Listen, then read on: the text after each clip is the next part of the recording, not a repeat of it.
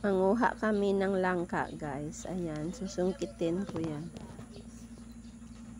Marami na kasi bulok na yung iba. Saka may isa ng hinog. Overripe na nga yun. Kaya susungkitin namin at nang makain na. Kaysa antayin pa na mabulok. Tatlo na lang tong bunga niya, guys. Ito na yung last niya na bunga. Saka yung dalawa na bulok, saka yung isa na lang yung medyo okay. Tanggalin ko muna yung mga bulok na langka. Kasi nga hindi nila nakuha, kaya nabulok na lang, hinayaan na lang sa puno. Buti, mami.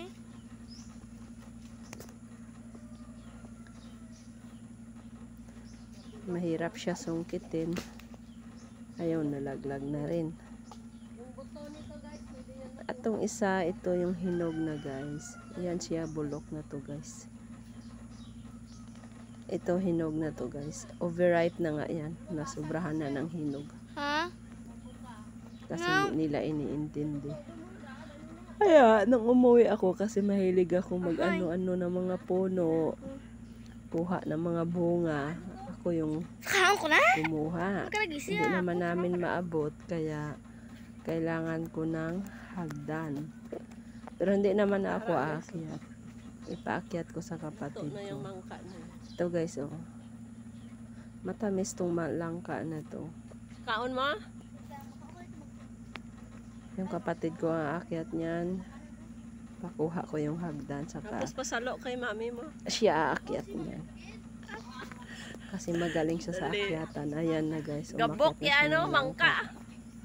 Gabok nang nakaptan mo. Kukunin niya na Oy, yan. garab ah. Ito may tunga pa na. Wala nang susunod na bunga nito. Mag-antay naman ng ilang buwan. Sa kabilang langka, merong bunga, guys. Sa kabila, wala. Sa laswet. Mag-antay naman ng ilang buwan bago naman mamunga sila.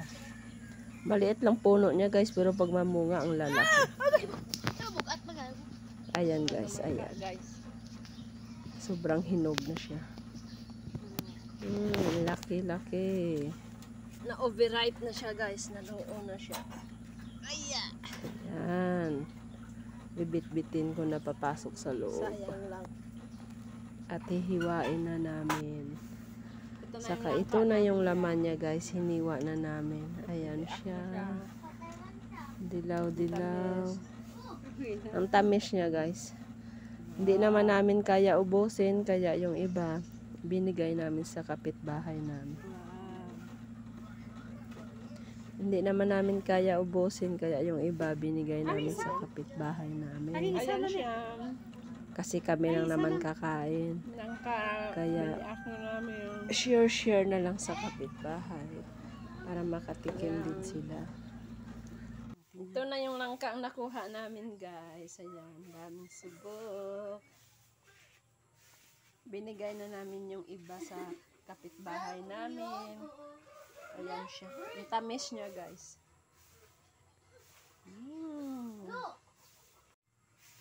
Ayan.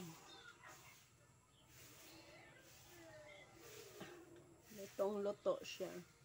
Ang tamis pa niya.